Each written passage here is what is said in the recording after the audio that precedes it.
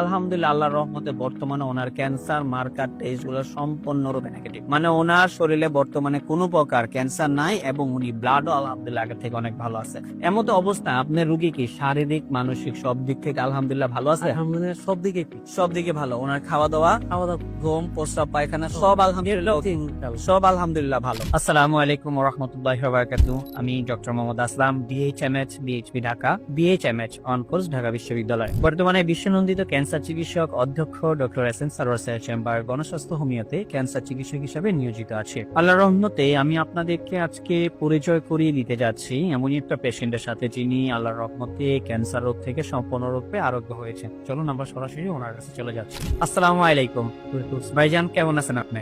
আলহামদুলিল্লাহ। ভাইজান নাম কি আপনার? আমার নাম মোহাম্মদ পন্নু মিয়া। মোহাম্মদ পন্নু মিয়া। আপনার গ্রাম কোথায় ভাই? গ্রাম হলো দড়িখুশিলে। আর ইউনিয়ন? বল্লা।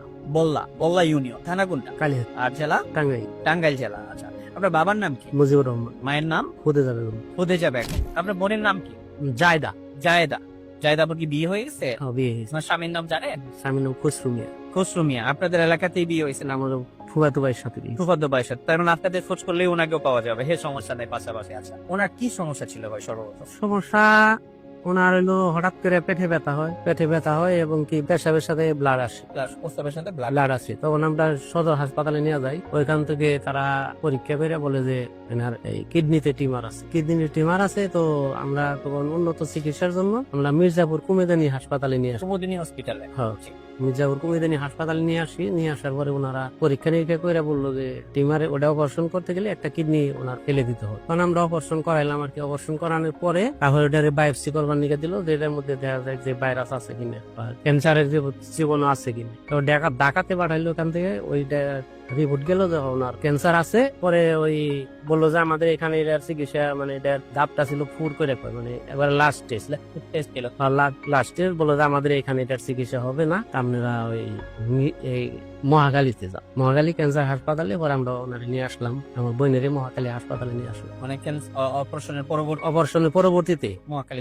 পরে ওখান থেকে ওনারা মেডিসিন লিখল। তা আমি বললাম যে মেডিসিন লিখতেছেন তার মাসের থেরাপি দেয়, এরকম শুনি যে ক্যান্সারের রোগীকে থেরাপি দেয়। আমাদের থেরাপি দিবেন না? বললো যে না, থেরাপি চলবো না, এটা যে ব্যয়বহুল থেরাপি এটা আপনারা দিতে পারবেন না। কিরকম ব্যয়বহুল যে একটা থেরাপিতে 2 লক্ষ 2.5 লক্ষ টাকা খরচ, কমপক্ষে 20টা দিতে হইব। তখন আমরা তো বললাম যে না, এই ব্যয়বহুল চিকিৎসা তো আমরা দিতে পারবো। তারপর থেকে মেডিসিন লেখা দেয়, মেডিসিন আমরা স্টার্ট করি। মেডিসিন খাওয়ার পরে 1 মাস খাওয়ার পরে রোগীর কোনো উন্নতি হয় না। যে ওটা মেডিসিন খাইলে পারা মানে কোনো খানা দানাই করতে পারে না, মুখটা মানে একবারে দইলা যায়। ওটা তো বললো যে এই ট্যাবলেটটাই থেরাপি, যে ক্যাপসুলটা মানে ওরাল কেমো যেটাকে আমরা বলি খাওয়ার মাধ্যমে এটা। তো ওটা খাইলে ওরা পানিটাও খাইতে পারে। রোগীর হালাত খুব খারাপ। এর মধ্যে আপনাদের এই গণস্বাস্থ্য হোমিওর একটা ভিডিও আপনি পাইছেন আর কি? আচ্ছা, পাওয়ার পরে আমি যোগাযোগ করি, পরে এখানে আসি। তো আল্লাহর রহমতে আপনি এই যে চিকিৎসা করলেন, আমরা কত মাস পরে আপনাকে পরীক্ষা দিয়েছিলাম? 4 মাস পরে। 4 মাস পরে আমরা আপনাকে পরীক্ষা দিয়েছিলাম।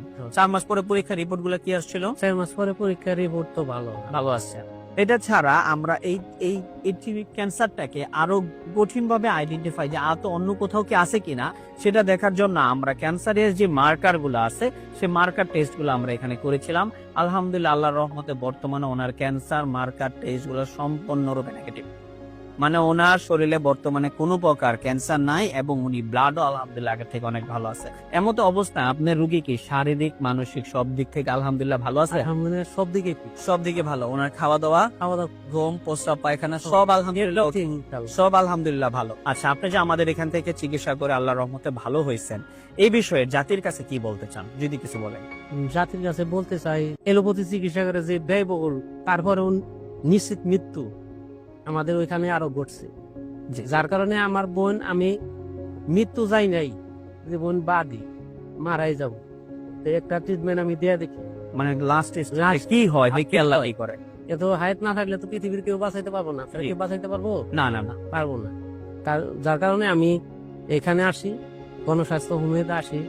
ওষুধ খাওয়ার পরে আল্লাহ রহমতে বর্তমানে খুবই ভালো রেজাল্ট, খুবই ভালো। আমরা সারা বাংলাদেশের মানুষকে বলবো, যাদের এই সমস্যা আছে তারা এই গণস্বাস্থ্য হোমিওতে যোগাযোগ করবেন এবং এখান থেকে মেডিসিন নেন। যেভাবে তারা বলে, এখানে যেভাবে তারা লেখা দেয়, ওইভাবে নিয়মিত যদি আপনি খাইতে পারেন, ইনশাল্লাহ, যেহেতু আমার বোনের চিকিৎসা হয়েছে, ভালো হয়েছে, আপনাদেরও আল্লাহ ভালো করুন।